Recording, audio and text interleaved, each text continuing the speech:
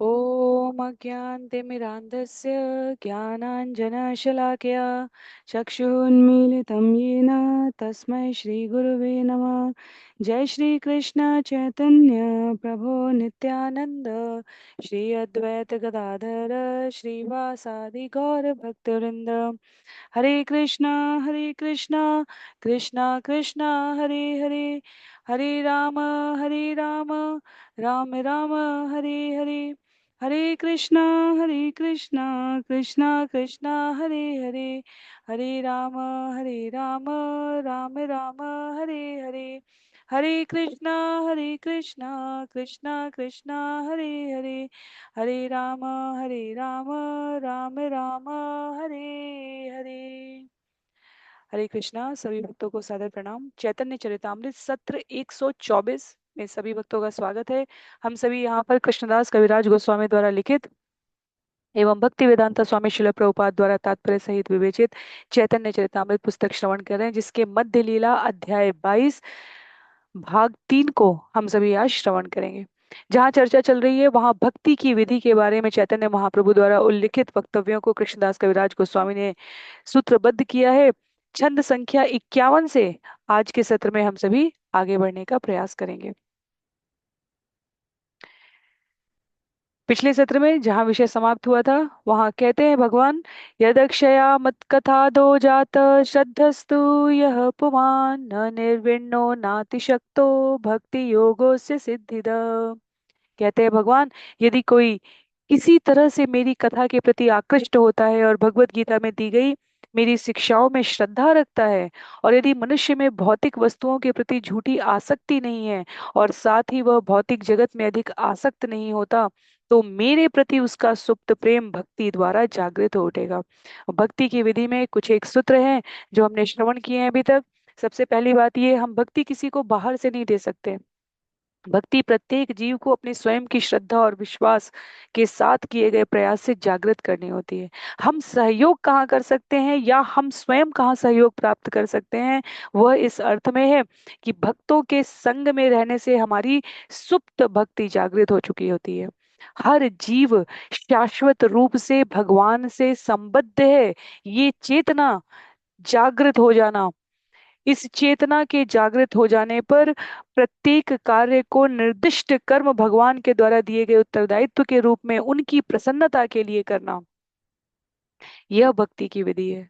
और भगवान यहाँ पर कह रहे हैं, जब कोई जगत में अधिक आसक्त नहीं होगा और जगत की निरासक्ति से मेरी ओर स्वयं को आकृष्ट करना चाहेगा, तब उसके भीतर सुप्त प्रेम जागृत हो उठेगा। तो शास्त्र में वचन लिखे हुए हैं, गुरु का मार्गदर्शन भी है, भक्तों का संग नहीं है यदि, तो हम भक्ति की विधि में अपने आप को पूर्णतया संलग्न नहीं कर सकते।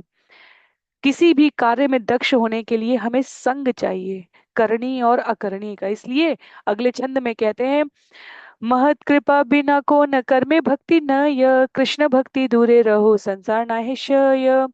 शुद्ध भक्त की कृपा बिना किसी को भक्ति पद प्राप्त नहीं हो सकता।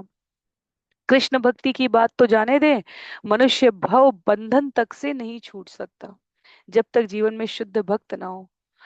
समस्त शास्त्र, समस्त आचार्य, मनीषी, विद्वान सत्संगति की महिमा का गायन करते हैं। पुण्य कर्म से, सकाम कर्म से हम ऐश्वर्य प्राप्त कर सकते हैं, पर भव बंधन से मुक्त नहीं हो सकते। ऐश्वर्य का अर्थ है, पुण्य का अर्थ है कि हम पुनः ऐसी कोई योनि किसी लोक में प्राप्त करेंगे, शरीर प्राप्त करेंगे जिसमें हम उन सुकृतों का, उन पुण्य कर्मों का का परिणाम भोग पाएंगे। पर भक्ति प्राप्त करने के लिए, भव बंधन से मुक्त होने के लिए, इस 14 लोक के और 84 लाख योनियों के चक्र से छूटने के लिए, तो हमें किसी शुद्ध भक्त की कृपा चाहिए, जो सदैव पूर्णतया अपने मन, विचार, कार्य, संसाधन सभी भगवान की सेवा में संलग्न करके रखते हैं। कहते हैं यहाँ पर आचार्य, हमें ऐसे महात्मा की शरण में जाना चाहिए, उसकी अहेतुकी की कृपा की याचना करनी चाहिए। केवल उसके आशीर्वाद से मनुष्य भौतिक जीवन के प्रति आसक्ति से मुक्त हो सकता है। बहुत सुंदर छंद है यहाँ पर। छंद संख्या 52 में कह रहे हैं भगवान, रहुगणेत तपसा न याति न चेज्जया निर्वपणात् गृहाद्वा नक्षन्दसानेव जलाग्निसूर्यैर् विना महत्पादरजोभिषेकम्। हे राजा रहुगण, शुद्ध भक्त महात्मा या महाजन के चरण कमलों की धूल अपने सिर पर धारण किए बिना मनुष्य भक्ति प्राप्त नहीं कर सकता। केवल कठिन तपस्या करने से, अर्च विग्रह की पूजा करने से, भव्य पूजा करने से, या संन्यास अथवा गृहस्थाश्रम के नियमों का कठोरता से पालन करने से, अथवा वेदों का अध्ययन करने से, जल में डूबे रहने या आग अथवा कड़ी धूप में खुला बैठने से भक्ति प्राप्त नहीं की जा सकती है। यह वो सामर्थ्य है जो जितनी अधिक विनम्रता से इसके लिए अपने आप को प्रस्तुत करता है, वह उतना संपन्न होता जाता है। जब राजा रहुगण ने परमहंस जड़ भरत से श्रेष्ठ दर्शन को सुना, तो उन्होंने पूछा कि आप इस अवस्था में कैसे पहुंचे हैं। और तब जड़ भरत ने बताया, श्रीमद् भागवतम की ये कथा है जहाँ हमने श्रवण किया है, महाराज भरत सब त्याग करके भगवान की सेवा में संलग्न होने के लिए, ध्यान चिंतन मनन आचरण करने के लिए ऋषियों के आश्रम में गए, नदी किनारे बैठकर संध्या वंदन कर रहे थे, और हिरण का बच्चा उनकी गोद में आ गिरा। उन्होंने देखा कैसे, क्योंकि एक गर्भवती हिरणी शेर के भय से दौड़ रही थी और ऊपर से छलांग लगाकर पार करने के क्रम में माता की मृत्यु हो गई और शावक राजा की शरण में आ गया। राजा इतना अधिक आसक्त हो गया, उसके लालन पालन पूरा साम्राज्य छोड़ दिया था महाराज भरत ने। और शरणागत में, क्योंकि स्वभाव क्या है, क्षत्रिय स्वभाव है शरणागत की रक्षा करना, शरणागत में आए हुए को कैसे जाने दूं, उसकी रक्षा करने में महाराज रहुगण अपनी स्वयं की चेतना को इतना अधिक उस हिरण शावक हिरण में संलग्न कर चुके थे कि दूसरा जन्म उन्हें हिरण का लेना पड़ा था, पर चेतना प्रज्वलित थी, उसी आश्रम के आसपास रहते थे। और जब शरीर छोड़ा है दूसरा शरीर, तब वे जड़ भरत बने हैं, जहां महाराज रहुगण से चर्चा में उन्होंने बताया कि कैसे उन्होंने परमहंस अवस्था प्राप्त की। गृहस्थ आश्रम के नियमों का कठोरता से पालन करने से नहीं, वेद का अध्ययन करने से नहीं, पानी में डूबकर आग में खुली आग में कड़ी धूप में बैठकर नहीं भक्ति प्राप्त की है। संग चाहिए, संग चाहिए। आचार्य बड़े बड़े श्रील प्रभुपाद ने कलयुग में विशेष रूप से कहा है, कहीं किसी एकांत में जाकर प्रतिदिन 3 लाख माला करने से तुम्हारा कम कल्याण होगा, बजाय इसके कि 4 नियमों का 16 माला करने का, प्रतिदिन पुस्तक अध्ययन करके श्रवण करके भक्तों के संग रहकर अपनी सेवा में अन्यों को प्रचारित और प्रसारित करने के लिए प्रेरित करने से तुम्हारा अधिक कल्याण होगा। कहते हैं आगे, नैषां मतिस्तावद्दुरु क्रमांग्री स्पृश्यत्यनर्थापगमो यथर्थ महीयसां पादरजोभिषेकम् निष्किंचनानां न वृणीत यावत्। जब तक मानव समाज महात्माओं के, वे भक्त जिनका भौतिक संपत्ति से कोई लगाव नहीं होता, उनके चरण कमलों की धूल को स्वीकार नहीं करता, तब तक मानव जाति भगवान श्री कृष्ण के चरण कमलों की ओर अपना ध्यान नहीं ले जा सकती। वे चरण कमल भौतिक जीवन के समस्त अवांछित कष्टों को दूर करने वाले हैं। पहले इसलिए हमारे बड़े बड़े मनीषी किसी भी प्रकार बड़े चक्रवर्ती सम्राट तक मस्तक नवाते थे यदि राज्य में कोई सिद्ध स्वरूप सिद्ध परमहंस प्रवेश कर जाए। राजमहल में दर्शन के लिए यदि राजा के दर्शन की अभिलाषा रखे, तो राजा समस्त कार्यों को एक और करके पहले मनीषी के दर्शन करते थे। ये सिद्धांत रहा है, ये हमारे समाज का व्यवहार रहा है। वे जिनका भौतिक संपत्ति से कोई लगाव नहीं, वे जो मानव जाति के कल्याण के लिए इस धराधाम पर विचरण कर रहे हैं। स्कंद 7 अध्याय 5 श्लोक संख्या 32 है ये, जो हमने अभी श्रवण किया है। महामुनि नारद महाराज युधिष्ठिर को उपदेश देते हुए प्रहलाद महाराज के कार्यों का वर्णन कर रहे हैं। प्रहलाद महाराज अपने पिता को भक्ति योग की 9 आधारभूत विधियां बता रहे हैं। जब षंड और अमर्क जो गुरुकुल के अध्यापक रहे हैं प्रहलाद महाराज के, उन्होंने बताया कि हम इस बालक को क्या शिक्षा दें, ये आपको भगवान नहीं मानता। ये कहता है भगवान तो एक ही है, और ये संपूर्ण गुरुकुल को भी उसी ओर प्रेरित कर रहा है। हम इसकी शिक्षा दीक्षा का वह नहीं कर पाएंगे।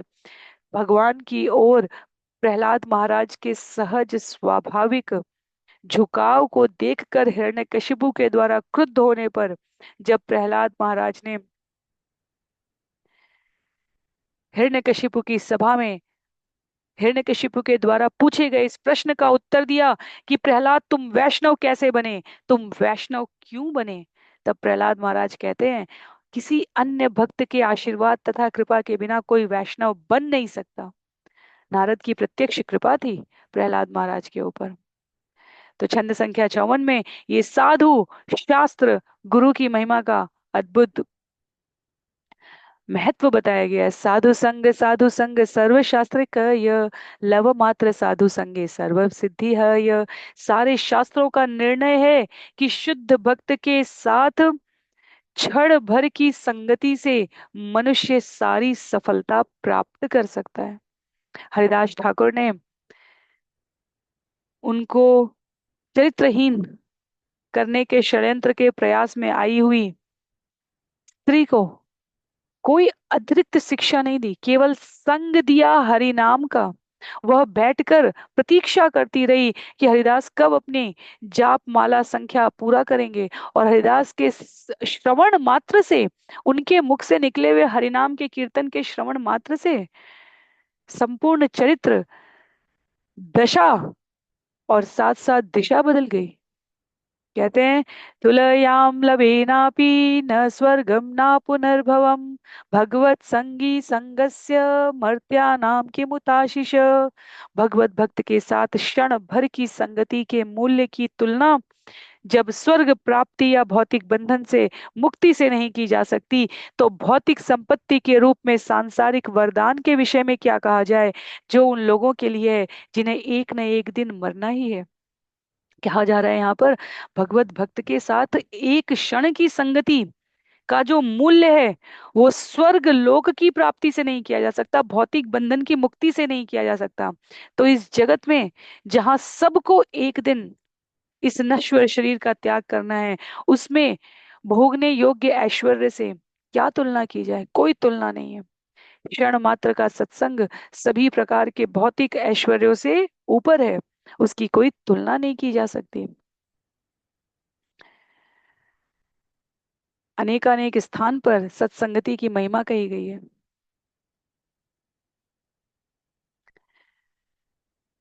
कृष्णदास कविराज गोस्वामी कह रहे हैं अगले छंद में, कृष्ण कृपालु अर्जुने रे, कृष्ण कृपालु अर्जुने रे लक्ष्य करिया जग तेरे राखिया चेन उपदेश दिया।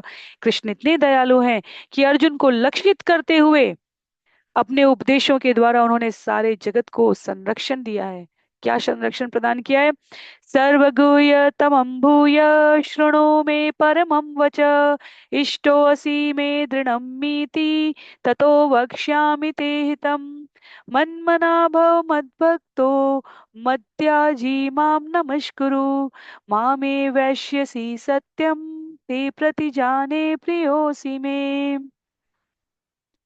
चूंकि तुम मेरे अत्यंत प्रिय मित्र हो, इसलिए मैं तुम्हें मेरे सर्वोत्कृष्ट उपदेश के रूप में ज्ञान के सर्वाधिक गुह्य अंश को बतला रहा हूं। इसे मुझसे सुनो, क्योंकि यह तुम्हारे लाभ के लिए है। सदैव मेरा चिंतन करो और मेरे भक्त बनो, मेरी पूजा करो और मुझे ही नमस्कार करो। इस तरह तुम निश्चित रूप से मेरे पास आओगे। मैं तुम्हें यह वचन देता हूँ, क्योंकि तुम मेरे प्रिय मित्र हो। क्या आवश्यकता थी भगवान को ये कहने की, सदैव मेरा चिंतन करो, और उसके पश्चात कहते हैं कि मेरे भक्त बनो, मेरी पूजा करो और मुझे ही नमस्कार करो। चार बातें हैं। चिंतन की अवस्था तो रावण और कंस की भी थी। भक्त बनने की अवस्था से परिवर्तन आरंभ होता है। भक्त बनो, तत्पश्चात पूजा करो और नमस्कार करो। सत्संगति, निश्चित रूप से मेरे पास आओगे। भगवान स्वयं अपने मुखारविंद से सत्संगति से प्राप्त होने वाली लाभ की महिमा का वर्णन कर रहे हैं। भगवान के प्रति हमारा स्वाभाविक अनुराग हो जाता है। कहते हैं यहाँ पर कृष्णदास कविराज गोस्वामी, पूर्व आज्ञा वेद धर्म कर्म योग ज्ञान, सब साधि शेषे एई आज्ञा बलवान।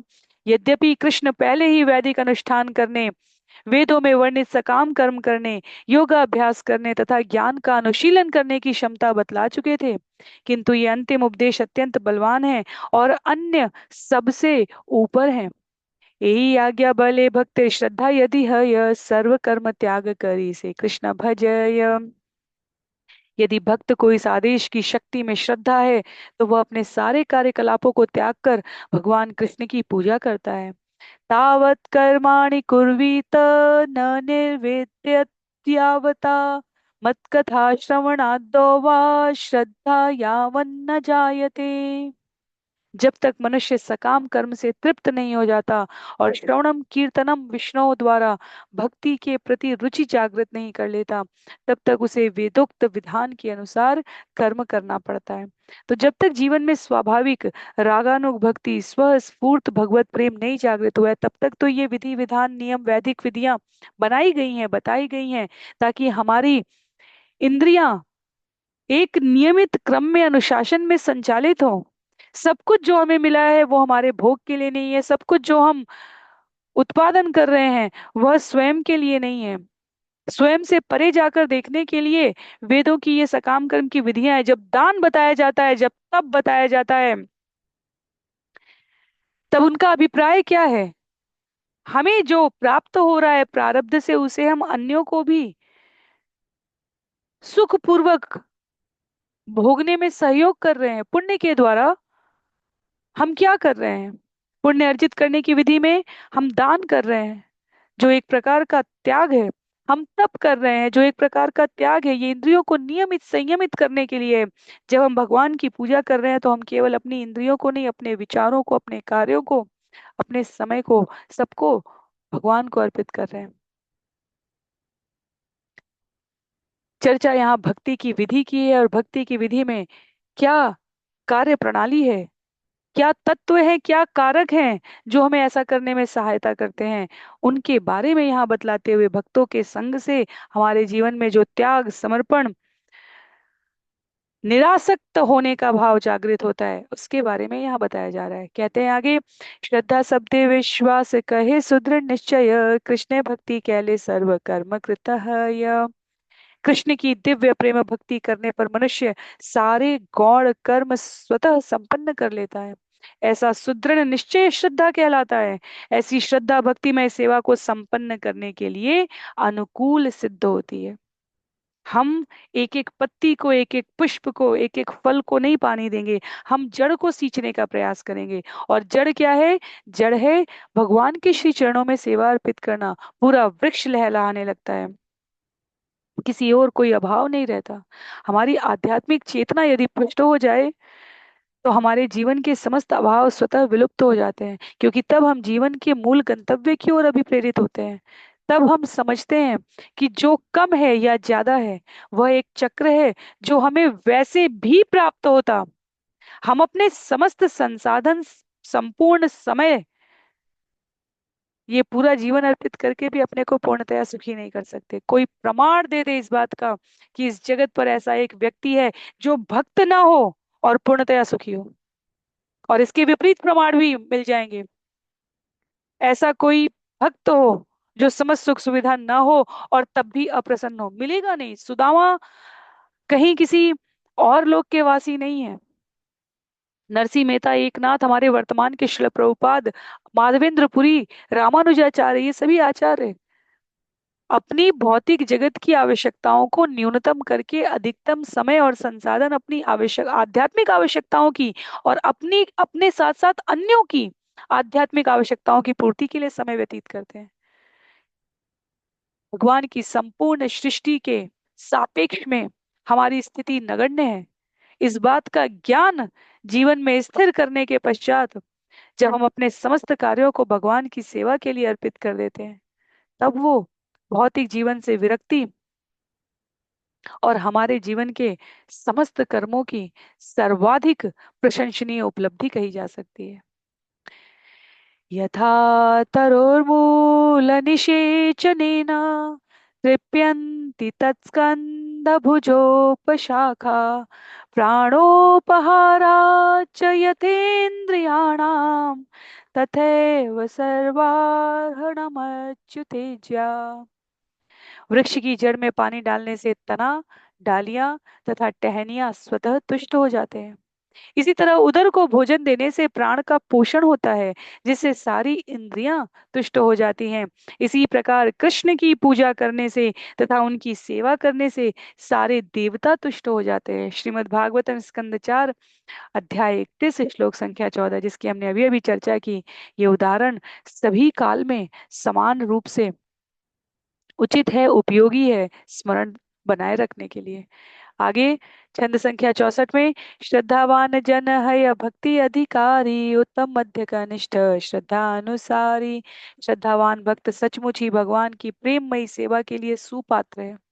भक्त की श्रद्धा के अनुसार ही उसकी गणना सर्वोच्च भक्त, मध्यम भक्त या कनिष्ठ भक्त के रूप में की जाती है। तो यहाँ से जो क्रम आरंभ हो रहा है उसमें भक्ति करने वाले भक्तों के वर्गीकरण को इसलिए बताया जा रहा है ताकि जिस प्रकार कक्षा, एक कक्षा से दूसरी कक्षा में जाने के लिए विद्यालय में क्रम बनाया जाता है, जैसे जैसे भौतिक शिक्षा की अर्हता, योग्यता, पात्रता बढ़ती चली जाती है, जीव उस स्तर पर अपने आप को पोषित करता जाता है।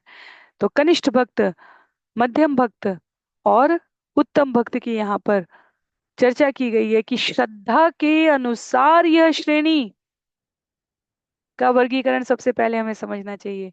शास्त्र युक्तेषु निपुण दृढ़ श्रद्धा यार उत्तम अधिकारी से ही तार ये संसार।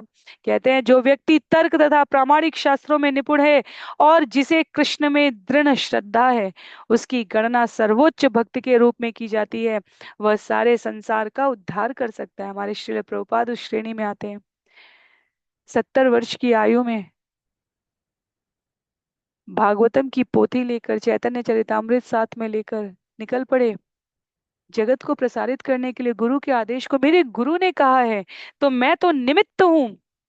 सत्संगति का प्रभाव है ये। भक्ति सिद्धांत सरस्वती ठाकुर जैसे भक्त के आश्रय में भक्ति वेदांता स्वामी श्रील प्रभुपाद ने हम सभी को आश्रय दिया, जहां हम भगवान को, भक्ति को, भक्त को, अपने जीवन के औचित्य को, अस्तित्व को, गंतव्य को, लक्ष्य को इतनी सरलता से समझ पा रहे हैं। नहीं खाने सोने, इंद्रियों की रक्षा करने, इंद्रियों को सुख पहुंचाने और अपने भय से अपनी रक्षा करने में समझ सभी का संपूर्ण जीवन व्यतीत हो जा रहा है। कितने हजारों लाखों लोग प्रतिदिन जन्म ले रहे हैं और मृत्यु को प्राप्त हो रहे हैं। कौन सी ऐसी विशेष उपलब्धि है? क्या है इस जीवन का अर्थ? हम पशुओं से श्रेष्ठ हैं किस आधार पर? खाने के आधार पर नहीं है, सोने के आधार पर नहीं है, अपनी रक्षा करने के आधार पर नहीं है, इंद्रियों को सुख करने के आधार पर भी नहीं है, केवल अपनी बुद्धिमत्ता से हैं।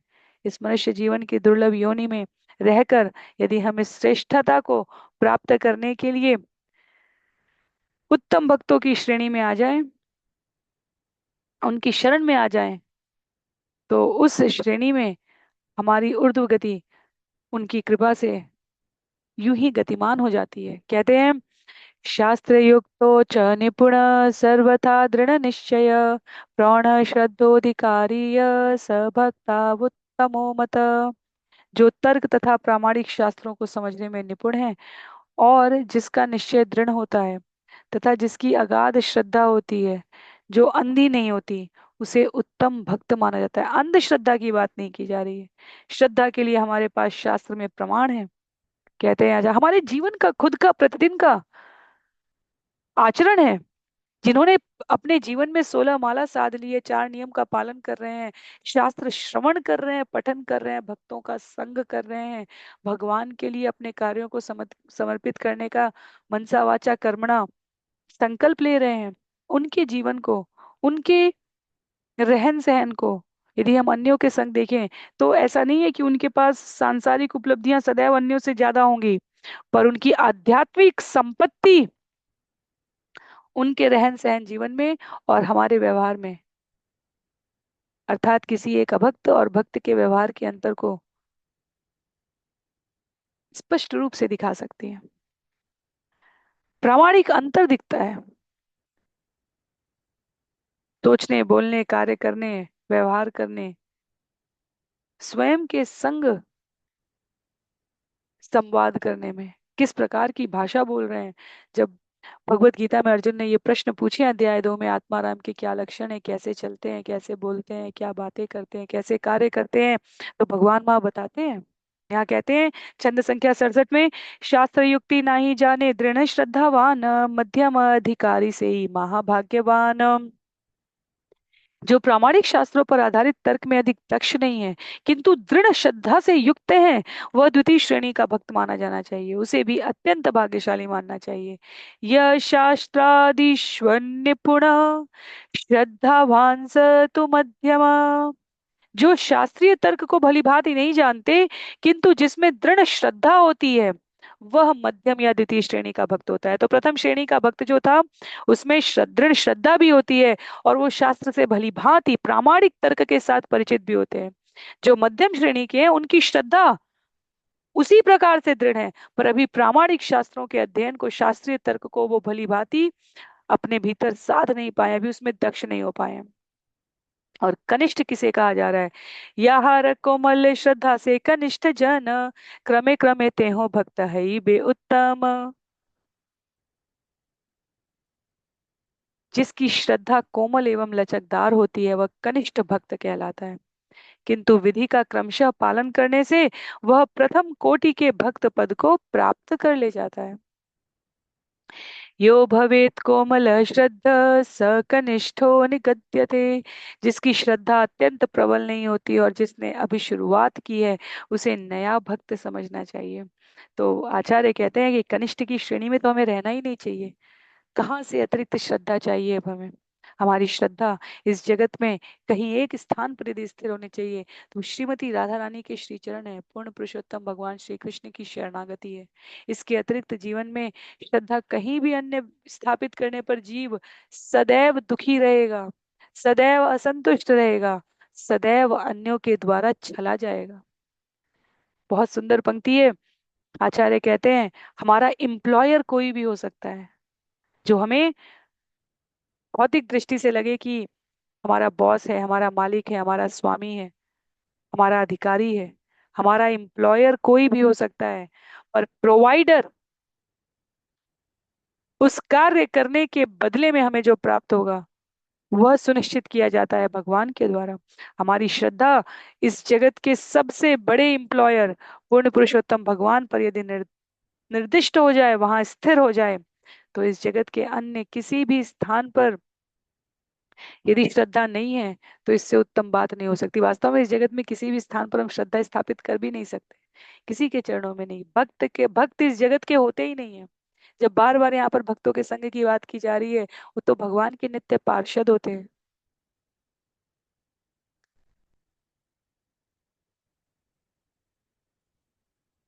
इसलिए कहते हैं यहाँ पर यदि श्रद्धा स्थापित करनी है, तो श्री भगवान के चरणों में और उसकी और अधिक पल्लवित पुष्पित शाखाएं प्रशाखाएं अपने जीवन में देखनी हो, तो भक्त के संग के सिंचन से वह श्रद्धा और पुष्पित पल्लवित होती जाती है।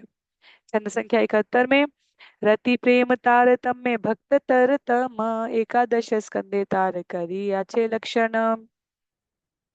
भक्त को उसकी अनुरक्ति तथा प्रेम के अनुसार श्रेष्ठतर अथवा श्रेष्ठतम माना जाता है। श्रीमद् भागवतम के 11वें स्कंद में निम्नलिखित लक्षण निश्चित किए गए हैं। तो बताया जा रहा है यहाँ कि हमारी अनुरक्ति और प्रेम के अनुपात में निर्धारित होता है कि हमारी श्रद्धा श्रेष्ठतर है, श्रेष्ठतम है। तो श्रद्धावान की 3 कोटि, उत्तम, मध्यम और कनिष्ठ,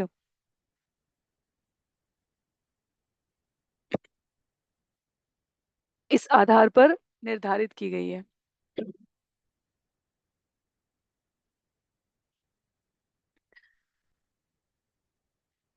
भक्ति के स्तर का वर्गीकरण हो, भक्तों के स्तर का वर्गीकरण हो, उद्देश्य यहाँ पर श्रील प्रभुपाद कहते हैं यह जानना है कि हम कहाँ पर हैं, हमारी श्रद्धा कितनी दृढ़ है, हमारा कार्य कितना प्रामाणिक है, हमारा व्यवहार कितना भक्तों के संग में हो रहा है।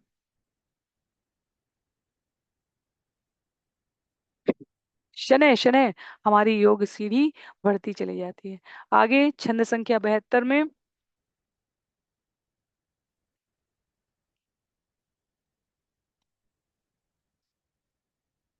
सर्वभूतेषु यः पश्येत् भगवद्भावम् आत्मन भूतानि भगवत्यात्म अन्येष भागवतोत्तम सर्वभूतेषु यः पश्येत् भगवद्भावम् आत्मन भूतानि भगवति आत्मनि एष भागवतोत्तम। भक्ति में उन्नत व्यक्ति हर वस्तु के भीतर आत्माओं के आत्मा पूर्ण पुरुषोत्तम भगवान श्री कृष्ण को देखता है। फलस्वरूप वह पूर्ण पुरुषोत्तम भगवान के रूप को समस्त कारणों का के कारण के रूप में देखता है और यह समझता है कि सारी वस्तुएं उन्हीं में स्थित हैं। ईश्वरे तदधीनेषु बालिशेषु द्विषत्सुश्च प्रेम मैत्री कृपोपेक्षा यह करोति स मध्यम। मध्यम भक्त पूर्ण पुरुषोत्तम भगवान के प्रति प्रेम प्रदर्शित करता है, सभी भक्तों के प्रति मैत्री भाव रखता है और नए भक्तों तथा अज्ञानी व्यक्तियों पर अत्यंत कृपालु रहता है। जो लोग भक्ति से ईर्ष्या रखते हैं उनकी वह उपेक्षा करता है। यह विभिन्न स्तर हैं, यह विभिन्न प्रकार के शास्त्रों के उद्धरण हैं।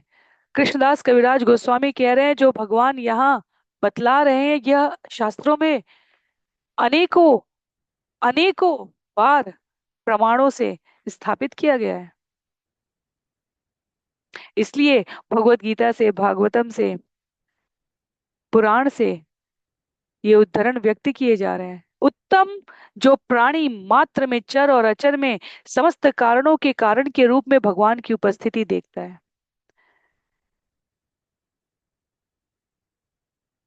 मध्यम जो भगवान के प्रति प्रेम प्रदर्शित करता है, भक्तों के प्रति मैत्री भाव रखता है, नए भक्तों तथा अज्ञानी व्यक्तियों पर कृपालु रहता है।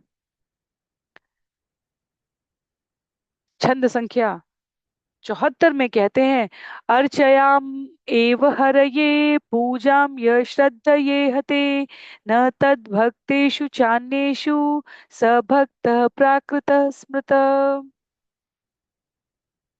प्राकृत तथा भौतिकतावादी भक्त शास्त्रों का जानबूझकर अध्ययन नहीं करता और न शुद्ध भक्ति के वास्तविक स्तर को समझने का प्रयास करता है। फलतः वह उन्नत भक्तों के प्रति समुचित आदर प्रदर्शित नहीं करता, किंतु वह चाहे तो अपने गुरु से या परिवार से सीखी हुई पूजा की विधि विधान का पालन कर सकता है। उसे भौतिक स्तर पर ही माना जाना चाहिए, यद्यपि वह भक्ति में प्रगति करने के लिए प्रयत्नशील होता है। ऐसा व्यक्ति भक्त प्राय भक्ताभास की श्रेणी में आता है, क्योंकि उसे वैष्णव दर्शन से थोड़ा ज्ञान प्राप्त हो जाता है। तो जैसे हमने हरिनाम चिंतामणि में नामाभास पढ़ा है, वैसे ही भक्ताभास है। क्या है भक्ताभास? परिवार से, समाज से, अपने आसपास के वातावरण से हमारे भीतर किंचित पूजा की विधि विधान का पालन करने का ज्ञान है, पर भक्त को कैसे सम्मान करना है, शास्त्र का कैसे अध्ययन करना है, उसको अपने व्यवहार में कैसे पालन करना है, इसकी अभी उसको जानकारी नहीं है। पर जब भक्ति में संग प्राप्त हो जाए उसे भक्ति करने के लिए,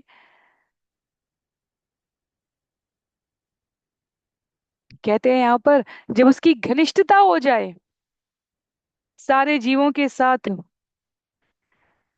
वह जब उन्हें परम पुरुष के अंश के रूप में देखने लगे, तब वह प्रथम कोटि का भक्त बन जाता है। सर्व महागुण गण वैष्णव शरीरे कृष्ण भक्ते कृष्ण गुण सकली संचारे। वैष्णव वह है जिसने समस्त उत्तम दिव्य गुण विकसित कर लिए हों।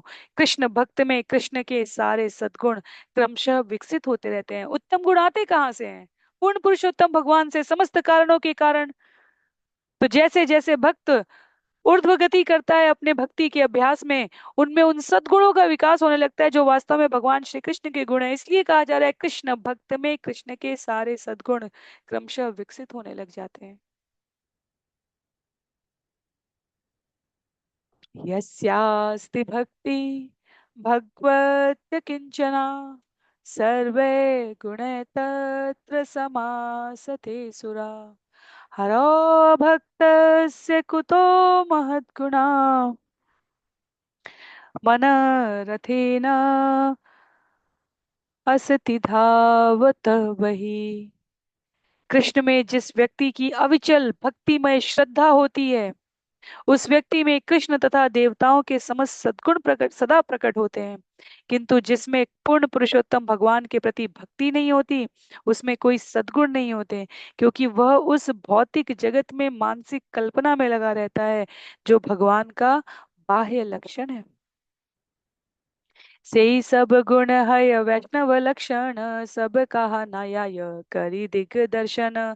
ये सारे दिव्य गुण शुद्ध वैष्णवों के लक्षण हैं, और इनकी पूरी व्याख्या नहीं की जा सकती, किंतु मैं इनमें से कुछ महत्वपूर्ण गुणों को इंगित करने का प्रयास करूंगा। कह रहे हैं यहाँ पर उन गुणों को, कृपालु अकृत द्रोह सत्य सार सम, निर्दोष वदान्य मृदु शुचि अंकिंचन, सर्वोपकारक शांत कृष्ण का शरण, अकाम अनिह स्थिर विजित षडगुण, मित बुक अप्रमत्त मानद अमानी, गभीर करुण मैत्र कवि दक्ष मौनी। भक्तगण सदैव कृपालु विनीत सत्यवादी, सबके प्रति समभाव रखने वाले, निर्दोष उदार मृदु तथा स्वच्छ होते हैं। उनके पास भौतिक संपत्ति नहीं होती, और वे हरेक के लिए उपकार का कार्य करते हैं। वे शांत, कृष्ण के शरणागत तथा इच्छा रहित होते हैं। वे भौतिक उपलब्धियों के प्रति उदासीन रहते हैं और भक्ति में स्थिर रहते हैं। वे छह दुर्गुणों काम क्रोध लोभ इत्यादि पर पूरा नियंत्रण रखते हैं। वे आवश्यकता अनुसार खाते हैं और उन्मत्तता से अप्रभावित होते हैं। वे दूसरों का आदर करने वाले, गंभीर दयालु तथा झूठी प्रतिष्ठा से रहित होते हैं। वे मैत्रीपूर्ण, कवि, दक्ष तथा मौन होते हैं। ये गुण यदि भक्त के रूप में हम साध रहे हैं, तो विचार करके देखें, हमारे इस संसार में अन्यों के संग व्यवहार पद्धति को भी अत्यधिक सरल कर देंगे। अपने समय के प्रति सतर्क रहने वाले, अन्यों के प्रति निर्दोष उदार मृदु और स्वच्छ रहने वाले, छह दुर्गुणों से अपने आप को मुक्त रखने वाले, इसके 50% गुण भी यदि इस जगत में जीव प्राप्त कर लेता है, तो वह अनुभव कर सकता है कि उसका पूरा जीवन परिवर्तन से लाभान्वित हुआ है। अपने पर पूरा नियंत्रण रखने वाले, आवश्यकता के अनुसार खाने वाले, उन्मत्तता से अप्रभावित रहने वाले, झूठी प्रतिष्ठा से रहित रहने वाले, इनका विपरीत कर दिया जाए तो इस जगत के समस्त प्रकार के अनर्थों और विकारों के मूल कारण में यही प्रवृत्तियां जाती हैं। तो ये गुण आते कैसे हैं? कहा जा रहा है ये भगवान के द्वारा दिए गए गुण हैं। जैसे जैसे हम भगवान की शरणागति करके अपने जीवन में भक्ति का अभ्यास कर रहे होते हैं, प्रत्येक कार्य, विचार, मन, व्यवहार, अन्यों के साथ आचार में सतर्कता पूर्वक आध्यात्मिक दृष्टि से आचरण कर रहे हैं, वैसे वैसे हमारी भक्ति की शुद्धता के अनुपात में सामर्थ्य अपने आप बढ़ता चला जाता है, वर्धित होता चला जाता है। श्रीमद् भागवतम के प्रसिद्धतम श्लोकों में आने वाला ये श्लोक है, श्लोक संख्या 81।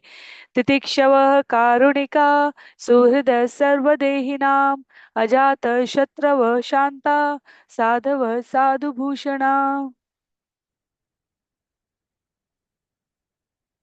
भक्तगण सदैव सहिष्णु तथा दयालु होते हैं। वे प्रत्येक जीव के शुभ चिंतक होते हैं।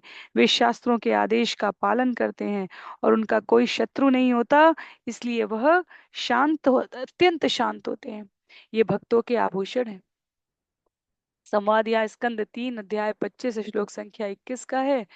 भगवत भक्त सूत गोस्वामी से शौनकादि मुनियों की चर्चा चल रही है। भगवान के अवतार कपिल देव के विषय में जिज्ञासा व्यक्त की गई है, और तब व्यासदेव के मित्र मैत्रेय तथा विदुर के बीच के आत्म साक्षात्कार संबंधी विभिन्न वार्ताओं को जब व्यक्त कर रहे हैं सूत गोस्वामी शौनकादि ऋषियों के समक्ष, तो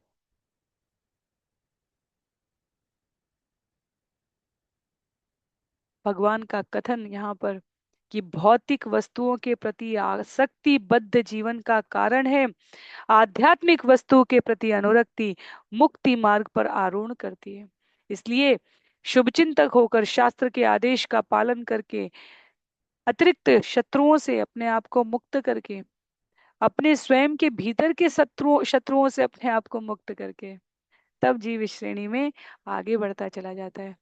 महत सेवाम द्वारमाहु विमुक्ते तमो द्वारम योषिताम संगी संगम महांत ते चित्ता प्रशांता विमन्यव सुहृदय साधवो ये। समस्त शास्त्रों तथा महापुरुषों का यह निर्णय है कि शुद्ध भक्ति की सेवा करने से मुक्ति पथ प्राप्त होता है, किंतु भौतिक भोग तथा स्त्रियों पर आसक्त रहने वाले भौतिकतावादी लोगों की संगति करने से अंधकार का पथ प्राप्त होता है। जो वास्तव में भक्त हैं वे विशाल हृदय वाले, सबके प्रति संभाव रखने वाले तथा अत्यंत शांत होते हैं। वे कभी क्रोधित नहीं होते और सारे जीवों से मैत्री भाव रखते हैं, क्योंकि बात बार बार की जा रही है भगवान की भक्ति करने की, भगवान का भक्त बनने की, भगवान के भक्तों की संगति करने की और अन्यों को इसकी प्रेरणा देने की। तो कैसे पहचाने कि हम भक्त के साथ संवाद करें, कैसे पहचाने कि भक्त बनने के क्रम में हमारे जीवन के अभ्यास में किन और सद्गुणों को धारण करने की आवश्यकता है, कैसे पहचाने कि भक्ति करने से हमें क्या प्राप्त हो रहा है। भगवत शरण भक्ति करने से भगवान की शरणागति के प्रति अपनी श्रद्धा, आस्था, दृढ़ विश्वास के बीच का जो क्रम है, जहां भाव विनिमय, व्यवहार विनिमय, आचरण विनिमय हो रहा है, वहां कौन से लक्षण दिखने चाहिए, उस अर्थ में कहा जा रहा है यहाँ। विशाल हृदय होना, सबके प्रति संभाव रखना, अत्यंत शांत होना, सारे जीवों से मैत्री रखना, सदाचार, स्वच्छता, सद्व्यवहार करना, ये सब उस यात्रा पर दिखने वाले लक्षणों की बात की जा रही है। कृष्ण भक्ति जन्म मूल है ये साधु संग, कृष्ण प्रेम जन्मेते हो पुनः मुख्य अंग। कृष्ण भक्ति का मूल कारण महान भक्तों की संगति है। कृष्ण के प्रति सुप्त प्रेम के जागृत हो जाने पर भी भक्तों की संगति अति आवश्यक है। कैसे? गोपियां संग में रहकर भगवान का चिंतन करती हैं। प्रचेताओं ने, भगवान जब स्कंद 4 में प्रचेताओं से प्रसन्न होते हैं तो क्या कहते हैं? तुम 10 भाइयों ने बिना ईर्ष्या भाव के एक दूसरे के संग रहकर अपने चित्त को मुझ पर केंद्रित किया है। मैं अनसूया ईर्ष्या रहित इस भाव से अत्यधिक प्रसन्न हूं। तो इसलिए यहाँ महत्व देकर कहा जा रहा है कि भगवान के प्रति सुप्त प्रेम जागृत हो जाने पर भी भक्तों की संगति अत्यंत आवश्यक है। भवापवर्गो भ्रमतो यदा भवेत् जनस्य तर्ह्यच्युत सत्समागम सत्संगमो यहि तदेव सद्गतो परावरेशे त्वयि जायते रति। हे प्रभु, हे अच्युत परम पुरुष, जब कोई व्यक्ति ब्रह्मांडों में घूमते घूमते भौतिक संसार से मोक्ष पाने के योग्य बनता है, तब उसे भक्तों की संगति प्राप्त करने का अवसर प्राप्त होता है। जब वह भक्तों की संगति करता है तब आपके प्रति उसका आकर्षण जागृत होता है। आप पूर्ण पुरुषोत्तम भगवान हैं, सर्वोत्कृष्ट भक्तों के सर्वोच्च लक्ष्य तथा ब्रह्मांड के स्वामी हैं। अतः आत्यंतिकं क्षेमं पृच्छामो भवतो अनघा संसारे अस्मिन् क्षणार्धोऽपि सत्संगस्यैव धीर्नृणाम्। हे भक्तों, समस्त पापों से मुक्त तुम सब लोगों, मैं तुम सब से इसके विषय में पूछता हूँ जो सारे जीवों के लिए परम कल्याणकारी है। इस भौतिक जगत में शुद्ध भक्त के साथ आधे क्षण की संगति भी मानव समाज के लिए सबसे बड़ा खजाना है। इतने इतने भागवतम के उद्धरण यहाँ कृष्णदास कविराज गोस्वामी प्रस्तुत कर रहे हैं। और ये हमारे जीवन में यदि हमें लगे कि ये सब बहुत बड़ी बड़ी बातें हैं, क्योंकि हमने वास्तव में ये अनुभव नहीं किया है, तो सबसे सरल तरीका है, कुछ लोगों की संगति ऐसी होती है जो हमें इस जीवन में और अधिक अभाव युक्त कर देती है। हमें और अधिक असंतोष हो जाता है, और अधिक कमियां दिखने लगती हैं, और अधिक हम स्वयं के जीवन से अतृप्त हो जाते हैं। और अन्यों के जीवन में बढ़ती हुई तरक्की देखकर, उनके जीवन में संपन्नता देखकर और अधिक क्षोभ आ जाता है, हमारे अंदर असंतोष आ जाता है। हर समय हम उत्तेजित और अपने आप को कहीं ना कहीं किसी न किसी व्यक्ति में, वस्तु में, स्थिति में कमियों को ही देखते रह जाते हैं। ऐसी संगति भक्तों की संगति नहीं है। निश्चित रूप से ऐसी संगति भक्तों की संगति नहीं कही जा सकती। जब हमारे जीवन में कुछ अभाव भी अन्यों के द्वारा यह कहकर संतुलित और संयमित कराया जाए कि यह दिशा और दशा बदल जाएगी, जब कहा जाए कि एक निश्चित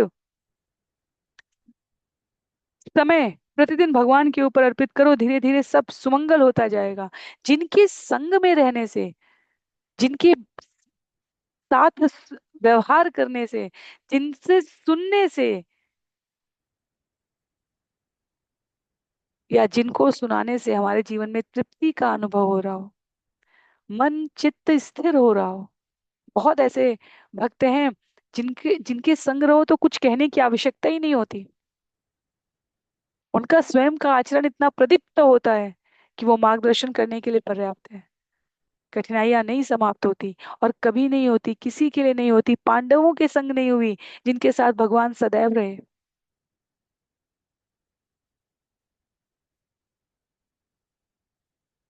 एक एक स्थान से एकत्रित किए गए ये श्लोक, जो भक्त भक्ति और भगवान की संगति, उनकी शरणागति प्राप्त करने के लिए बताए जा रहे हैं, ये अनुभव है, ये व्यवहार है। कहते हैं, सतां प्रसंगान मम वीर्य संविदो भवन्ति ह्यत्कर्ण रसायना तत्कथा तज्जोषणादाश्वपवर्गवर्त्मनि श्रद्धा रतिर्भक्ति अनुक्रमिष्यति। आध्यात्मिक रूप से बलशाली भगवत संदेश की समुचित चर्चा केवल भक्तों के समाज में हो सकती है, और उनके संग में श्रवण करना अत्यंत प्रिय लगता है। यदि भक्तों से सुना जाता है तो दिव्य अनुभव का मार्ग तुरंत खुल जाता है, और क्रमशः दृढ़ श्रद्धा उत्पन्न होती है, जो कालांतर में आकर्षण तथा भक्ति में बदल जाती है। असत्संग त्यागे वैष्णव आचार, स्त्री संगी एक असाधु कृष्णा भक्त आर। वैष्णव को सामान्य लोगों की संगति से हमेशा बचना चाहिए। सामान्य लोग बुरी तरह से भौतिकता में, विशेषतया स्त्रियों में आसक्त रहते हैं। वैष्णवों को उन लोगों की भी संगति से बचना चाहिए जो कृष्ण भक्त नहीं है। तो विशेषतया स्त्रियों में आसक्त रहना यहाँ पर प्रत्यक्ष रूप से इस बात को संबोधित करता है। संबंधों में जो माताएं, स्त्रियां हमारे जीवन में हैं, उनके विषय में नहीं कहा जा रहा है, पर अनावश्यक रूप से इस जगत में भौतिकता को, काम वासना को, कामुकता को बढ़ाने के लिए तीन सबसे आसान जो हथियार भौतिकतावादियों द्वारा प्रयोग किए जाते हैं, उनमें स्त्री आती है, उनमें बच्चे आते हैं, और उनमें वयोवृद्ध आते हैं। अत्यधिक ध्यानपूर्वक शिक्षा पद्धति से सबसे पहला आक्रमण जीवन को भौतिकतावादी बनाने के लिए इसी अर्थ में कहता है। इसका अर्थ ये नहीं कहा जा रहा है घर की माता, बहन, संबंधियों में आने वाले पुत्र वधू, पुत्री, इन इन संबंधों की स्त्रियों को नहीं कहा जा रहा है। विचार करने की आवश्यकता है। जो हमारे करणीय संबंधों से परे, अनावश्यक रूप से, और समान बात स्त्रियों के संबंध में पुरुषों के लिए, पुरुषों के संबंध में स्त्रियों के लिए, जो कोई भी कृष्ण भक्त नहीं है उसकी संगति से बचने के लिए अनेकों प्रकार के प्रचार, अनेकों प्रकार की कुसंगतियों के द्वार के रूप में समाज की सबसे कोमल धारा पर प्रहार करने की पद्धति सदैव से रही है। बच्चों के द्वारा, उदाहरण के लिए बच्चों के द्वारा खाने के उस प्रत्येक पदार्थ का विज्ञापन, जिसे व्यवहारिक रूप से अपनी सामान्य बुद्धि से हम समझ सकते हैं कि उचित नहीं है, यत्र तत्र सर्वत्र किया जा रहा है। क्योंकि उसमें आकर्षण है, क्योंकि उसमें भगवान की ओर से सन्निहित एक कोमलता है। उस अर्थ में यहाँ स्त्रियों को कहा जा रहा है, संतानों को, बच्चों को कहा जा रहा है। भौतिक जगत इनको दुरुपयोग करने के रूप में प्रयोग करता है, और इसलिए इससे बचने की बात की जा रही है। इसका अर्थ ये नहीं कि अपने सामाजिक उत्तरदायित्व, शरीर से जुड़े हुए संबंधियों को उपेक्षित करने की बात की जा रही है। कहते हैं यहाँ पर, यह श्रीमद् भगवद गीता के श्लोक, सत्यम शौचम दया मौनम बुद्धि श्रीयश क्षमा शमो दमो भगश्चेति यत्संगात् याति संशयम् तेष्व शान्तेषु मूढेषु खण्डितात्म स्वसाधुषु संगम न कुर्याक्षोक्षेषु योषित क्रीडामृगेषु च न तथास्य भवेन्मोहो बन्धश्चान्य प्रसंगत योषित संगात यथा पुंसो यथा तत्संगी संगत।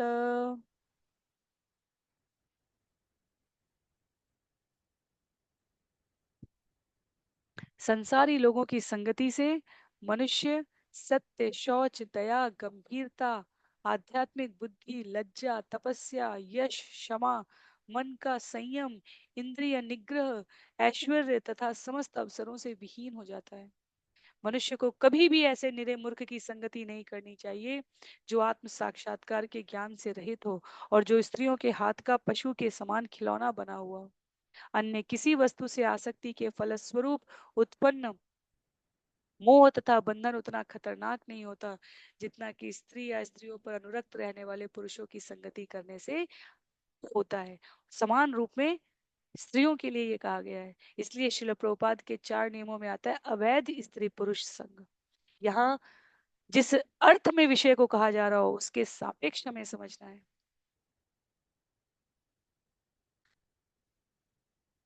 शास्त्र के इन वचनों पर प्रश्न चिन्ह लगाने से पहले यदि हम अपने आसपास के वातावरण में देखें, और ये बात समान रूप से आचार्यों के द्वारा देश काल परिस्थिति के अनुसार क्या व्यवहारिकता है, यदि स्त्रियों पर कोई नियम बनाए गए हैं, साथ ही साथ वो समान रूप से किसी अन्य शब्द में या भाव में या व्यवहार में पुरुषों के ऊपर भी बनाए गए हैं, तो समाज के इस भेद बुद्धि वाले अकारण कुतर्कों में नहीं अपने को फंसाना है। हमें हमें इन वचनों को, जो आत्म साक्षात्कार की ओर बढ़ने में, श्रील प्रभुपाद स्पष्ट रूप से कहते हैं, कुछ कुछ नए नए जो पाश्चात्य जगत के भक्त थे, स्त्री और पुरुष दोनों थे, और शास्त्र के इन वचनों को बस यूं ही पढ़कर बिना अधिक विचार किए हुए जो पुरुष शरीरधारी भक्त थे, उन्होंने कहना आरंभ कर दिया कि स्त्रियों की संगति नहीं करनी चाहिए।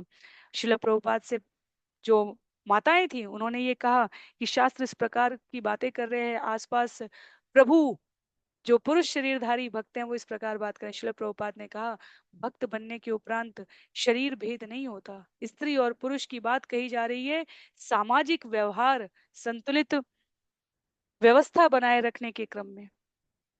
जिन मर्यादाओं की, जिन नियंत्रण की बात की जा रही है उसमें स्त्री और पुरुष शरीर की अलग अलग बात की जा रही है। भक्त के रूप में ना कोई स्त्री है ना पुरुष है, आत्मा की कोई योनि नहीं है कि ये स्त्री की आत्मा है और ये पुरुष की आत्मा है। पर निश्चित रूप से सामाजिक मर्यादा के लिए यदि, और आचार्य तो इस स्तर तक स्पष्ट कर रहे हैं वर्तमान में, बड़े बड़े शहरों में, महानगरों में, छोटे स्थानों पर, सर्वत्र यदि रात्रि को स्त्री का अधिक समय तक बाहर रहना अनुचित है तो पुरुषों का भी है, क्योंकि सामाजिक व्यवस्था में दोनों अमान्य कहे गए हैं। पर कार्यवश यदि स्त्री को बाहर रहना पड़ जाए या पुरुष को बाहर रहना पड़ जाए तो दूसरे वर्ग की ये अत्यधिक आवश्यक नैतिक जिम्मेदारी है कि उनके संरक्षण की, उनकी सुरक्षा की पर्याप्त व्यवस्था की जा सके। तो ये एक उदाहरण है, जब शास्त्र वचन कहते हैं तब वह समाज को संतुलित करने के लिए आध्यात्मिक प्रगति के संदर्भ में कहते हैं। शिल प्रभुपाद यहाँ तात्पर्य में भी कहते हैं, प्रकृति के 3 गुणों में भोग करने वाले जीव स्त्री के संग को अत्यधिक सस्ता और हल्का बनाकर प्रस्तुत कर देते हैं। वैदिक सभ्यता के अनुसार दोनों ही प्रकार के प्राणियों को कुछ नियम और मर्यादाएं, कुछ वर्जित कार्य एक सुव्यवस्थित और स्वस्थ समाज के संचालन के निमित्त निर्धारित किए गए हैं। आगे कहते हैं छंद संख्या 91 में, वरम हुत वह ज्वाला पंचरात्र व्यवस्थिति, न शौरी चिंता विमुख जन संवाश वैशसम। पिंजरे के भीतर बंदी होने वाले तथा जलती अग्नि के द्वारा घिर जाने जैसे कष्टों को सहन कर लेना कृष्ण भावना से विहीन लोगों की संगति करने से श्रेयस्कर है। ऐसी संगति महान विपदापूर्ण होती है। तो इसीलिए संगति के प्रति अत्यधिक सावधान रहने की बात है। उपदेशामृत से लेकर भक्ति रसामृत सिंधु से लेकर चैतन्य महाप्रभु की इन शिक्षाओं से लेकर सर्वत्र ये कहा गया है, संग हमारे जीवन के सभी प्रकार के उदय और अस्त होने का कारण बन सकता है, भौतिक स्तर पर भी और आध्यात्मिक स्तर पर भी। माद्राक्षी क्षीण पुण्यान क्वचिदपि भगवत भक्तिहीनान मनुष्यान। जो लोग कृष्ण भावनामृत से विहीन होने के कारण पुण्य कर्मों से रहित हैं, उनको देखना तक नहीं चाहिए। इत सब शाणियार वर्णाश्रम धर्म अकिंचन हैया लय कृष्ण का शरण। मनुष्य को बुरी संगति त्याग कर तथा चारों वर्णों और चारों आश्रमों के विधानों की भी उपेक्षा करके बिना किसी दुविधा के पूर्ण विश्वास के साथ भगवान श्री कृष्ण की एकमात्र शरण ग्रहण करनी चाहिए। कहने का अभिप्राय यह है कि मनुष्य को सभी भौतिक आसक्ति का त्याग करना चाहिए। सर्वधर्मान परित्यज्यम या मामेकम शरणं व्रज, अहम त्वाम सर्व पापेभ्यो मोक्षयिष्यामि मा शुच। यदि तुम सारे धार्मिक तथा वृत्तिपरक कर्तव्यों को त्याग कर मुझ पूर्ण पुरुषोत्तम भगवान की शरण ग्रहण करते हो, तो मैं तुम्हें जीवन के सारे पापमय फलों से सुरक्षा प्रदान करूंगा। तुम चिंता मत करो। पर पहले हमारा प्रयास दिखना चाहिए। वृत्तिपरक कर्तव्यों को त्याग कर मेरी शरण ग्रहण करते हो। भागवतम में व्यासदेव, जिन्होंने इन वृत्तिपरक कर्मों को वेदों की शाखाओं प्रशाखाओं में व्यक्त किया है, वह असंतुष्ट होकर आत्मावलोकन करने के लिए बद्रिकाश्रम में शाम्यक वन नामक स्थान में बैठे हुए हैं। जब नारद मुनि आते हैं और नारद मुनि कहते हैं, और नारद मुनि से पहले व्यासदेव कहते हैं, आप तो सर्वत्र गमन करने वाले हैं, कृपया मेरी कमियां बताएं, मुझे असंतुष्टि क्यों हो रही है, मुझे संतोष क्यों नहीं हो रहा है। नारद मुनि ने कहा, ऐसा तो नहीं कि कहीं आपने भगवान की महिमा का गुणगान अप्रत्यक्ष तरीके से किया हो, कहीं ऐसा तो नहीं कि समाज को सुकृत पशु श्रेणी से ऊपर उठाने के लिए आपने चारों पुरुषार्थों का इतना उल्लेख कर दिया कि वो भक्तिमय विधियों से अपने आप को दूर कर चुके हो। और व्यासदेव चिंतन करते हैं, चार प्रकार के जो पुरुषार्थ बताए गए, धर्म अर्थ काम और मोक्ष, ये जीव को कम से कम मनुष्य बनने के लिए बताए गए हैं। व्यासदेव कह सकते हैं कि सबकी स्वाभाविक रुचि भक्ति में सीधे नहीं हो सकती, तो उनके लिए क्या किया जाए। और आचार्य कहते हैं कि नारद मुनि ने उनको मार्गदर्शन दिया। आपने उसकी व्याख्या इतनी कर दी कि त्वरित लाभ की कामना से जीव पाप और पुण्य में ही बंधा रह गया। पाप और पुण्य भी इसी लोक में हो रहे हैं, उनमें भी ये भौतिक शरीर संलग्न है, उनकी भी एक सीमित अवधि है, और उसके उपरांत जीव को पुनः पुण्य संचित करने पड़ेंगे, या कर्म के आधार पर पाप संचित होते जाएंगे और जीव यहीं फंसा रह जाएगा। तो इस अर्थ में यहाँ पर कहा गया है, जब हम श्रवण कर रहे हैं, धार्मिक और वृत्तिपरक कर्तव्यों को त्याग कर। नहीं तो हम अगर शास्त्र के मार्गदर्शन में श्रवण ना करें तो क्या कहें कि धार्मिक कार्य को त्याग कर भगवान की शरण ग्रहण करने का क्या अभिप्राय हुआ। क्योंकि लोगों के अनुसार धर्म और आध्यात्म समान हो जाता है। धर्म हमारा न्यूनतम स्वभाव होना चाहिए। नमक का धर्म सदैव खारा ही रहेगा, ईख का धर्म सदैव मधुर ही रहेगा। वैसे ही मनुष्य के रूप में हमारा स्वभाव सदैव सेवा करना ही रहेगा। इंद्रियों की सेवा कर लें या भगवान की सेवा कर लें, आध्यात्म आरंभ होता है भक्ति के इन मूल्यों को, कारकों को समझने से। और इसलिए यहाँ पर वृत्ति परक कर्तव्यों को त्याग कर मुझ पूर्ण पुरुषोत्तम भगवान की शरण ग्रहण करो, जब भगवान कहते हैं तब ये कहते हैं। वृत्ति परक कर्तव्य क्या है? सकाम कर्म है, पाप और पुण्य का अंतर बताने वाले हैं। पर जब उनसे परे जाते हो, जब कर्म फल मुझे समर्पित कर देते हो, तब तुम पाप और पुण्य से परे हो जाते हो। तब मैं तुम्हें सुरक्षा प्रदान करूंगा, चिंता मत करो। भक्त वत्सल कृतज्ञ समर्थ वदान्य, हे न कृष्ण शाणी पंडित नाही भजे अन्य। कृष्ण अपने भक्तों के प्रति अत्यंत कृपालु हैं। वे सदैव अत्यधिक कृतज्ञ तथा उदार हैं और समस्त क्षमताओं से युक्त हैं। विद्वान व्यक्ति अन्य किसी की पूजा करने के लिए कभी कृष्ण को नहीं छोड़ते।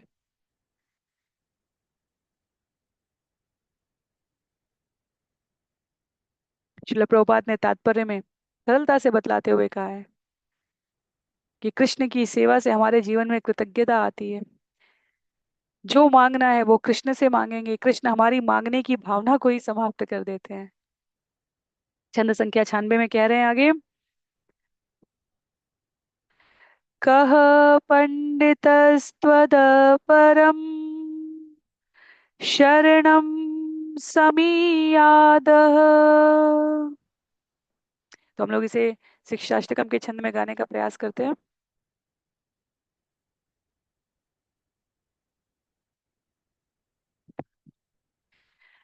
कः पंडितस्तत्त्वपरं शरणं समीयादः। भक्त प्रियादत गिर सुहृद कृतज्ञातः। सर्वान् ददाति सुधयो भजतो अभिकामान्। आत्मानप्युपचया पचयो नः यस्य। तो अभी नहीं आया ये राग, हम लोग इसका अनुवाद करेंगे। हे प्रभु, आप अपने भक्तों के प्रति अत्यंत वत्सल हैं। आप सत्यनिष्ठ तथा कृतज्ञ मित्र भी हैं। भला ऐसा कौन विद्वान व्यक्ति होगा जो आपको त्याग कर अन्य किसी की शरण ग्रहण करेगा? आप अपने भक्तों की सारी इच्छाएं पूर्ण करते हैं, यहाँ तक कि कभी कभी आप उन्हें अपने आप को भी दे देते हैं। फिर भी ऐसे कार्य से न आप में वृद्धि होती है, न आप में कमी आती है। तो भगवान की भक्त वत्सलता बतलाता हुआ ये श्लोक है कि भगवान, आप अपने आप को समर्पित कर देते हैं, तब भी आप पूर्ण हैं, इसलिए कभी उसमें कोई कमी नहीं आती।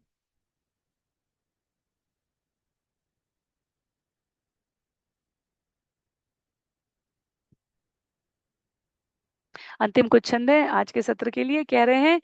विज्ञज निर्हय यदि कृष्ण गुण ज्ञान, अन्य त्यजी भजे ताते उद्धव प्रमाण। जब कोई अनुभवी व्यक्ति कृष्ण तथा उनके दिव्य गुणों का वास्तविक ज्ञान प्राप्त कर लेता है, तो वह स्वाभाविक रूप से अन्य कार्यों को त्याग देता है और भगवान की सेवा करने लगता है। उद्धव इसका प्रमाण दे रहे हैं। तो भक्त की संगति से हमारे जीवन में क्या क्या परिवर्तन आने लगता है? अहो बकीयं स्तनकालकूटं जिगांशयापाय यदप्यसाध्वी। लेभे गतिं धात्युचितां ततोऽन्यं कं वा दयालुं शरणं व्रजेम। ये कैसा अद्भुत है कि बकासुर की बहन पूतना अपने स्तनों में घातक विष का लेप करके और स्तनपान कराकर कृष्ण को मारना चाहती थी। फिर भी भगवान श्री कृष्ण ने उसे अपनी माता के रूप में स्वीकार किया और इस तरह उसने कृष्ण की माता के योग्य गति प्राप्त की। तो मैं उन कृष्ण के अतिरिक्त और किसकी शरण ग्रहण करूं जो सर्वाधिक कृपालु है? भगवान की तीन वत्सलता, कृपालुता का उल्लेख है। भगवान को मारने आई है, भगवान को पता है।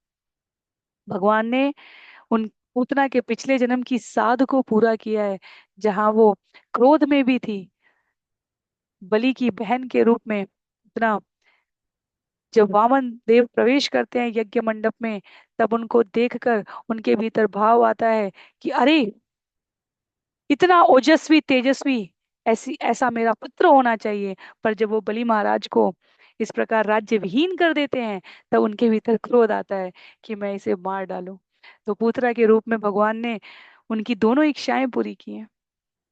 तो कह रहे हैं इतने कृपालु दयालु, जानते हुए कि मुझे मारने आई है तो भी उसे माता बनने का सौभाग्य दिया है। और हमने भागवतम में श्रवण किया था, वहां उल्लेख करते हैं सुखदेव गोस्वामी, नेत्र बंद करके स्तनपान किया था कि तुम्हारे दुर्गुणों को मैं नहीं देखता, तुम मेरे समक्ष आए हो, इस भाव मात्र से मैं तुम्हें स्वीकार करता हूँ। शरणागतेरा किंचन रे कई लक्षण, तार मध्य प्रवेश आत्मसमर्पण। भक्त दो प्रकार के होते हैं, अकिंचन जो पूर्णतया संतुष्ट और समस्त भौतिक कामनाओं से मुक्त होते हैं, और वे जो भगवान के चरण कमलों में पूर्णतया शरणागत होते हैं। उनमें गुण एक से होते हैं, किंतु जो कृष्ण के चरण कमलों में शरणागत होते हैं, उनमें एक दिव्य गुण अतिरिक्त रूप से पाया जाता है। वह होता है आत्मसमर्पण का गुण। तो यहाँ से विषय परिवर्तित होगा, जहाँ समर्पित भक्तों के प्रकार में भी अकिंचन और पूर्णतया शरणागत बताया गया है। उपदेशामृत का वह श्लोक जिसे हमने श्रवण किया था, श्लोक संख्या 6 है उपदेशामृत में, आनुकूल्यस्य संकल्प प्रातिकूल्यस्य वर्जनम रक्षिष्यतीति विश्वासो गोप्तृत्वे वर्णम तथा आत्मनिक्षेप कार्पण्ये षड्विधा शरणागति। शरणागति के 6 विभाग हैं ये। भक्ति की अनुकूल बातों को स्वीकार करना, प्रतिकूल बातों का बहिष्कार करना, कृष्ण द्वारा संरक्षण पर पूर्ण विश्वास होना, भगवान को संरक्षक या स्वामी के रूप में स्वीकार करना, पूर्ण आत्मसमर्पण होना तथा दीनता। ये 6 लक्षण बताए गए हैं। देखा जाए, जो कुछ भी जीवन में भक्ति के लिए अनुकूल है वो स्वीकार करके, चाहे वो स्थान हो, चाहे वो कार्य हो, चाहे वो व्यक्ति हो, चाहे वो कोई वस्तु हो, जो कुछ भी भक्ति के लिए अनुकूल हो, जो माध्यम हो, उसे स्वीकार करे जीवन में, तो अगला क्रम आ जाएगा, अपने आप जो कुछ अनुकूल नहीं है उसका बहिष्कार हो जाएगा। ये त्याग है, भक्त का दृढ़ विश्वास कि भगवान के अतिरिक्त मेरा कोई अपना नहीं है। आत्मसमर्पण, मेरा सब कुछ जो संसाधन के रूप में भगवान द्वारा दिया गया है, वो उन्हीं के प्रयोग के लिए मुझे प्रयोग करना है। दीनता, अनेक दुर्गुणों के पश्चात भी भगवान ने मुझे जीवन में स्वीकार किया है, अपनी स्मृति दी है। भगवान की कृपा के बिना हम भगवान को स्मरण नहीं कर सकते। तो इसलिए अकिंचन वो है जिसने भौतिक त्याग कर दिए हैं, पर अकिंचन से एक कदम ऊपर शरणागत लेने वालों के लिए बताया जा रहा है कि वह भगवान के और अधिक निकटस्थ हो जाते हैं। तो छंद संख्या 101 से भक्तों की भक्ति की विधि के लिए भक्तों के संग की बात की जा रही है। भक्तों के संग में क्या लक्षित है, क्या दृश्यमान है, क्या दृष्टिगोचर होना चाहिए, उसकी चर्चा हम यहाँ पर कर रहे हैं। अगले सत्र में छंद संख्या 101 से आगे श्रवण करने का प्रयास करेंगे। आज के सत्र के लिए सभी को बहुत बहुत आभार। किसी प्रकार की असहमति के लिए, टिप्पणी के लिए, जिज्ञासा के लिए आप जहाँ जुड़े हैं वहाँ अपने विचार प्रेषित कर सकते हैं। श्री चैतन्य चरितामृत की जय, श्री कृष्णदास कविराज गोस्वामी जी की जय, श्रील प्रभुपाद की जय, श्रील गुरुदेव की जय, अनंत कोटि वैष्णव वृंद की जय, नामाचार्य श्रील हरिदास ठाकुर की जय, सभी भक्त वृंद की जय। सभी को हरे कृष्णा।